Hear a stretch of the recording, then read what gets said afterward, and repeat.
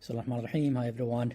So in this second video talking about chest pain, we are going to discuss probably the most serious ones first. If you remember from the first video, we mentioned the most important causes of chest pain that you really need to keep in mind in patients presenting with acute chest pain. And in this video, we're going to talk about them in the order of which one has associated with more mortality, including the acute aortic syndromes, esophageal rupture, tension pneumothorax, pericarditis, especially if it's associated with tamponade, pulmonary embolism. We're not going to talk about MI or ACS. We're going to have a separate video about that, and then really quick about pneumonia. So acute aortic syndrome, there are different types of acute aortic syndrome, which can present with acute chest pain. As you probably know, the most common one is acute aortic dissection, which is the one that most people think about in acute chest pain differential diagnosis. As you probably know, aortic dissection involves a section of the aortic, a tear in the aortic intima right here, and then that will lead to separation of the media and the creation of a separate false lumen. So you're going to see the aortic flap. This is a true lumen. This is a false lumen. This is how it looks in imaging when you diagnose as acute aortic dissection. The other less recognized acute aortic syndrome types include a penetrating aortic ulcer. So basically you have ulceration of an aortic atheromatous plaque, like here, this white material. And this ulceration will extend into the intima, and then will lead to go into the aortic media, and then potentially can initiate an intramedullary or intramedial dissection or rupture, actually sometimes into the adventitia. So this is how it looks in the imaging, and you can see the ulcer here, and it's clearly communicate with the lumen. There is no aortic flap like in aortic dissection. And then the third one is intramural hematoma, usually due to rupture of the vasa vasorum, blood vessels that supply the aorta, or less commonly to a penetrating ulcer. So when that happens, it just creates aortic wall hematoma. So in the imaging, you will see like a focal crescent-shaped enhancing wall thickening. This area will appear like a wall thickening in the imaging, but you're still going to be able to see the true lumen. There will be no flap, and there is no false lumen in this case. And then the fourth one is aortic aneurysm. Basically, most of the time it's a chronic problem, but if it's really large or become contained or impending aortic rupture, this is when it might create problems, and this is when the patient might present with acute chest pain. And it can be obviously associated with very high mortality if there is complete rupture. And then aortitis also usually present subacutely or chronically, but with complications. But it can also present with acute chest pain, but also less common than the other acute aortic syndromes subtypes. So risk factors, these are important because you need to think about acute aortic dissection when a patient is having risk factors for it.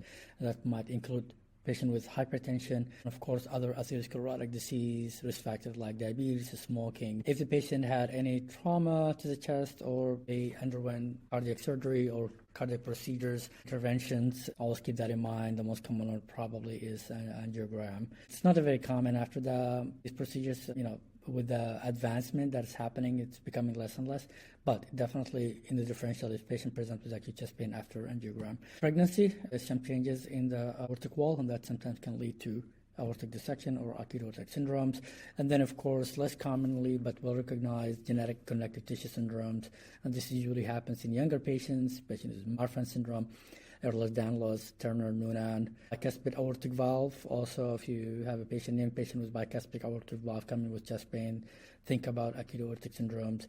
And then autosomal dominant polycystic kidney disease, they also might have an abnormal wall of the aorta that can lead to acute aortic syndromes. So acute aortic dissection has different classifications. They're mostly based on where the dissection is, based on the Stanford classification. It could be type A or type B, or the Baker classification, 3 can be A or B. All of them can present with acute chest pain, right? But there's other locations. We'll talk about that. So usually the onset is severe from the beginning, and that's really key. It's not like building up gradually like some other types of chest pain. So it's really at its peak from the onset, few seconds or minutes after it starts to appear. And again, mostly it's in the chest in 80%, and mostly in the back in about 40% of cases, and sometimes in the upper abdomen if it's in the descending aorta. How do the patients prescribe these pains? The classic description is sharp ribbing or tearing or stabbing pain, right?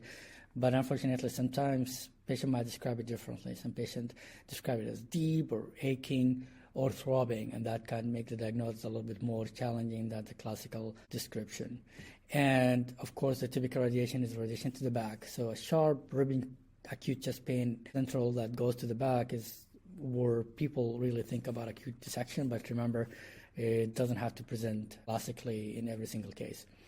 And then it also might radiate to the buttocks if it's involved the descending or the abdominal aorta as well, or growing, or even in the legs. It's really severe. That pain might ease, patient might feel better a little bit afterwards, or it actually might not. So it might be challenging if the patient has some relief from the pain after a while, especially if they do not present for medical evaluation after they feel better. So that can make the complications more likely. These are the other possible presentations, and this could be a little bit challenging, but I think it's very important to recognize. So sometimes if patient present with unexplained heart failure or cardiogenic shock, you have to think about dissection in the appropriate setting. Acute severe aortic regurgitation or aortic insufficiency, also because of the dissection dilation, this can present with acute pulmonary edema. If the coronary arteries are involved, as you can imagine, acute MI can also, even STEMI in some cases, can be the presenting cause of the chest pain.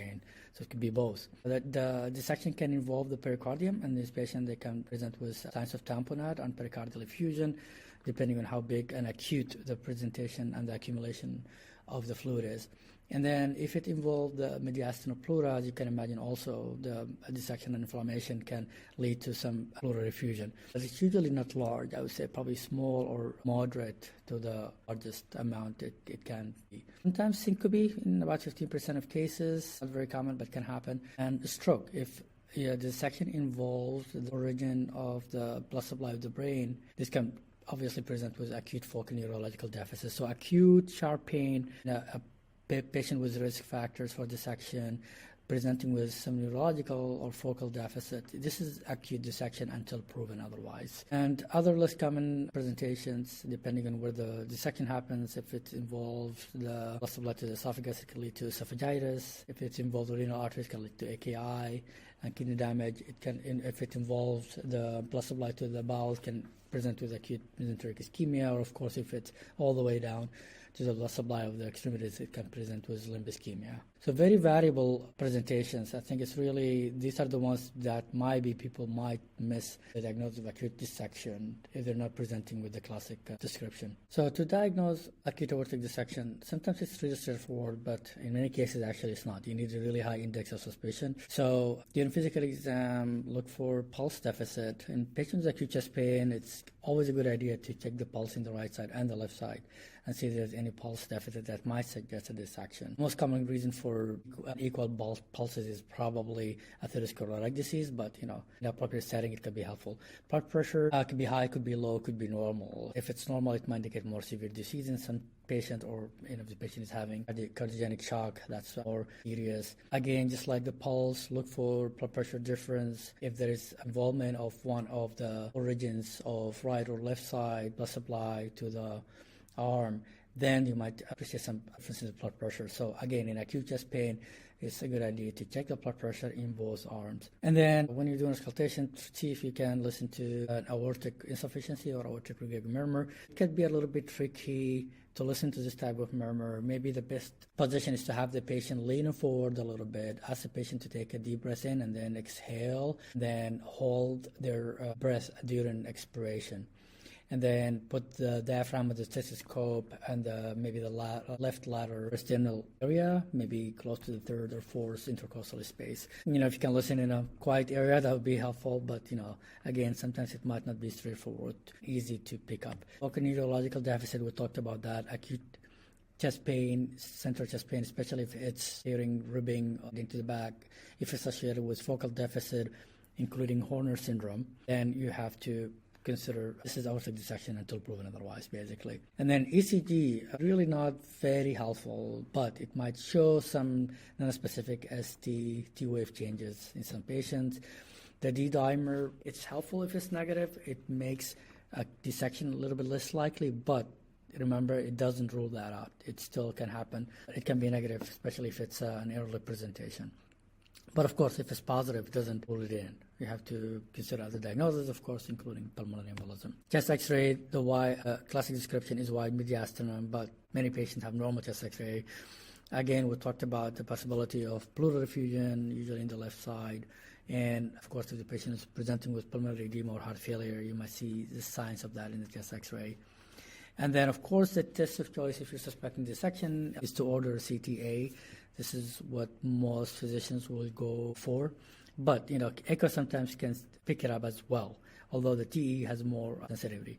But in most cases, CTA would be the diagnostic test of choice if you're suspecting dissection. Next is esophageal rupture or Boerhaave syndrome. If it happened after vomiting, it usually occurs in the middle distal esophagus, usually in the posterior lateral area, and it has some clinical implications, as we will see. So what are the risk factors for esophageal rupture? Common ones include forceful vomiting, retching, especially during heavy alcohol or binge drinking, heavy lifting, childbirth, technically anything that increases the intra-abdominal pressure forcefully.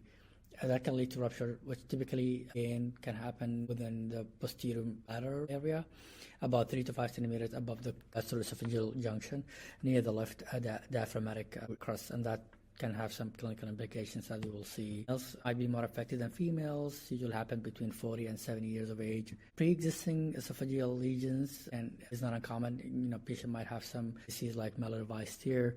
10% of patients might have reflux like GERD or esophageal diverticulum or even cancer. Of course, if your patient underwent endoscopy or surgery and they're presenting with acute chest pain after that, think about esophageal rupture. So the clinical presentation, these patients might present with sudden onset, sharp, substernal chest pain. It might go to the neck, it's like ischemic chest pain. It might go to the epigastrium, also like ischemic chest pain. This is largely based on where the perforation happened. The patient usually appears sick and ill. They might be tachycardic, febrile, dyspneic, or diaphoretic, which makes sense.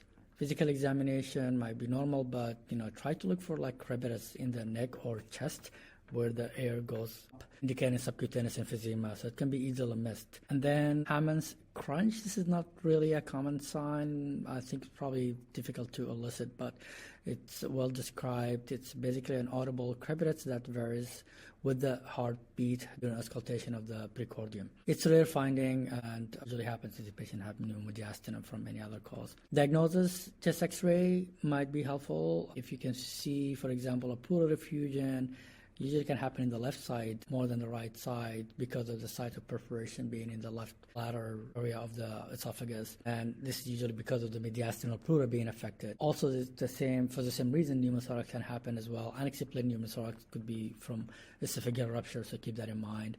Pneumomediastinum, you can see that in chest X-ray. Pneumoperitoneum as well, subcutaneous air. You can see that also in chest X-ray, or also wide mediastinum in some cases. So chest X-ray can give you a clue for sure. Can be very helpful, simple, helpful test. Again, normal chest X-ray cannot exclude esophageal rupture, so keep that in mind. Patient, if they have like a left effusion, usually not large, but if it's large enough to be drained, pseudoceresis, which might show exudative. Later, it can be complicated by infection and empyema.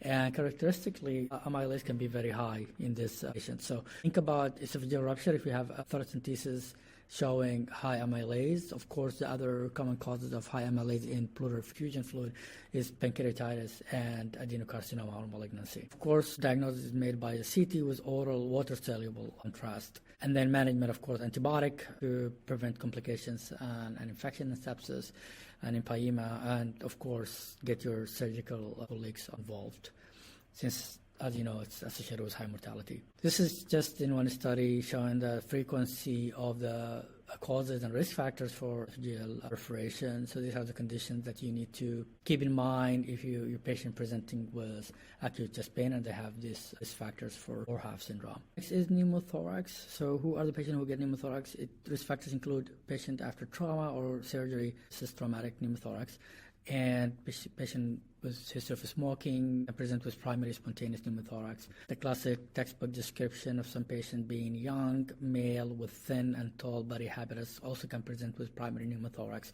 and of course some other genetic syndromes like Marfan syndrome, Ehlers-Danlos, alpha-1 antitrypsin deficiency. Patient with COPD, but also can happen in patients with other obstructive lung disease like asthma or interstitial lung disease or other chronic lung disease. Mechanical ventilation in the ICU patient is always into consideration if the patient deteriorates, of course after a fracture from resuscitation. Clinical features: this patient can present with acute chest pain, usually of sudden onset, usually pleuritic, but this character can disappear after a day or two of the onset of the chest pain. It can be minimum, can be severe. The patient might have some other respiratory symptoms like dyspnea and cough, which might mimic pneumonia in this case, so sometimes could be a little bit tricky to diagnose in the outpatient setting with an imaging. A physical exam could be benign. A patient might have some only tachycardia, for example. But of course, if the pneumothorax is large, patient might be in some distress. If you do a careful exam, you might appreciate hyperresonance and decreased breath sounds. But the sensitivity of these is really low, I would say. And of course, this patient is unstable, hemodynamically unstable, and inappropriate risk factors. Think about tension pneumothorax and try to do thoracotomy emergently to relieve air. Diagnosis is made by chest X-ray, especially if it's done erect posterior anterior view, but sometimes small pneumothoraces can be missed. And in that case, point of color ultrasound can be very helpful because it's actually much more sensitive than chest X-ray, especially in small pneumothoraces. But these small pneumothoraces, if they're like clinically irrelevant, focus can still pick them up. But since if they're not really clinically relevant, that might not be helpful. Diagnostic test is CT scan of the chest, of course. But remember, pneumothorax can happen with perforation in the appropriate setting.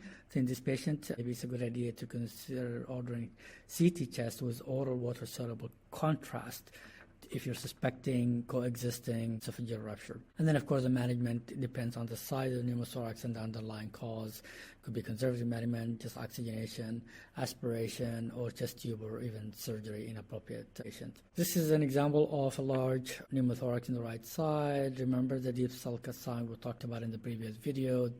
This could be helpful in patients who are like supine. You might just see like a deepening of the costophonic angle, and this area would be free of the lung markings, indicating the presence of pneumothorax. So this is one chest X-ray finding that sometimes might be overlooked, but it's helpful to remember it in the appropriate setting. For acute pericarditis, I made a video about the new updated guidelines about the diagnostic criteria. So you can go to that video for more details, but I'm just going to go over it really quick here. So the criteria entails having the pleuritic chest pain or equivalent pain suggestive of the acute pericarditis. So this has to be present, and then you need 2 or more for definitive diagnosis. And that would include pericardial friction rub, if you can elicit that on an exam, classic ECG changes, which excludes diffuse, SE elevation, and or PR segment depression, and then elevated inflammatory markers, CRP and ESR. These are found really in 80 to 90% of patients. It's called the inflammatory phenotype. Patients might also have low-grade cytosis. But remember, in patients with autoimmune conditions, they might present with normal CRP or ESR. Cardiac imaging to show the new or worsening pericardial effusion. This is where point of color ultrasound can be really helpful. The first criteria is showing evidence of pericardial inflammation using the cardiac MRI or CT as an alternative. Usually not ordered unless in specific situations like patient was complicated, persistent or recurrent pericarditis, or when the diagnosis is really uncertain, patient who really not responding to the baseline treatment, or patient who is having like pericardial complications. This usually happen with patient with prevalent pericarditis or complex effusions. Per the European Society of Cardiology, the chest pain of acute pericarditis again occurs in most of cases, more than 85 to 90% of cases. It's usually retrosternal, sharp, and pleuritic in nature, so it's worse with cough and deep inspiration. This can be very helpful diagnostically. It can radiate to the trapezius ridge of the left shoulder or left arm, or between the 2 shoulder plates, and in some cases, it can mimic ischemia. So it could be the diagnostic challenge in some patients. I have seen patients misdiagnosed as ACS, even musculoskeletal pain. It's worse in the supine position and usually subside in the upright position and by leaning forward because of the relief of the pressure on the apparatus pericardium, that positioning. But again, I also have seen patients without this textbook description, but if you find it, if you take a really careful history, you might elicit this presentation. It might be very helpful. Common associated signs and symptoms: low-grade fever can happen, shortness of breath, cough, malaise, myalgia, and occasionally hiccups or hiccoughs. So it can actually mimic pneumonia in some cases. High-grade fever is associated with poor prognosis. It's less common and might indicate a purulent pericarditis, so keep that in mind. Preceded or accompanied by symptoms suggestive of viral infection. So viral infection can be a reason for the pericarditis. And again, that can also mimic pneumonia in some cases. So pulmonary embolism, this can be very tricky. It's probably one of the most common causes of acute chest pain that can be easily missed, I would say. Sometimes it's clear, patient has risk factors, pleuritic chest pain, straightforward, get a CTPA, is pulmonary embolism. But it's not always like that, right? So any pleuritic chest pain, think about pulmonary embolism. Patient with unexplained shortness of breath or wheezes, sometimes could be from pulmonary embolism. Unexplained upper abdominal pain in some patients. Also, I think I had a patient who was up in the video about abdominal non-cardiac cause or like non-abdominal causes of abdominal pain. I think I had a case where the patient was thought to have a hepatobiliary disease and then discovered to have a pulmonary embolism. So keep that in mind. Unexplained vital signs, of course, if the patient is tachycardic, hypoxic, low-grade fever, or hypotensive, think about PE. Patient with cough and hemoptysis. Usually it's not large hemoptysis, but can happen if the patient had pulmonary infarct from pulmonary embolism. Unexplained loss of consciousness or falls or altered mental status, especially in elderly patient who are like frail or immunocompromised or like having a language barrier. Unexplained COPD exacerbation or heart failure exacerbation sometimes can be because of the pulmonary embolism. Unexplained high BNP or high cardiac biomarkers. If you're after doing a workup for ACS, if ACS is not very convincing, think about pulmonary embolism. Positive D-dimer tests, of course, the vast majority of patients with significant pulmonary embolism will have a positive D-dimer test, and that's why a negative D-dimer test makes pulmonary embolism less likely, but of course there have been some reports about PE with a negative D-dimer. It doesn't happen quite frequently, but it might exist. So it all depends on the clinical suspicion. And nowadays, it's not just about a positive test, it's how positive the positive test is. The higher, the more likely the possibility of pulmonary embolism. So keep that in mind. You can actually adjust it to the age as suggested by the recent data. Normal chest x-ray, acute chest pain, and normal chest x-ray still pulmonary embolism is in the differential diagnosis. So as you know, it's can be straightforward, but also can be very tricky. I have seen few cases really of missed or near missed pulmonary embolism. So the last one on the list is severe pneumonia. Really, I think one important message that hospitalists and physicians really need to keep in mind is that pneumonia is both clinical and radiological diagnosis. I can't tell you how many times I have seen physicians making the diagnosis of pneumonia just based on chest x-ray, which is kind of equivocal, and they start the antibiotic. Really, patient need to have some clinical symptoms and signs to suggest pneumonia. Chest pain of pneumonia is usually pleuritic and usually localized to where the pneumonia is, so this can be very helpful. Some might have some fever, some chills, some other symptoms suggestive of pneumonia, including cough, sputum production, shortness of breath. And then abnormal pulmonary exam, if you do a careful pulmonary exam, like signs of consolidation. And then labs, patient might have leukocytosis, increased inflammatory markers, and of course, chest imaging will reveal the diagnosis. Patient, chest x-ray sometimes could be negative in some early pneumonia, but CT scan could be helpful to pick that up. And in between, focus of KL ultrasound can be very helpful. It's actually more sensitive to pick up pneumonia signs than chest x-ray.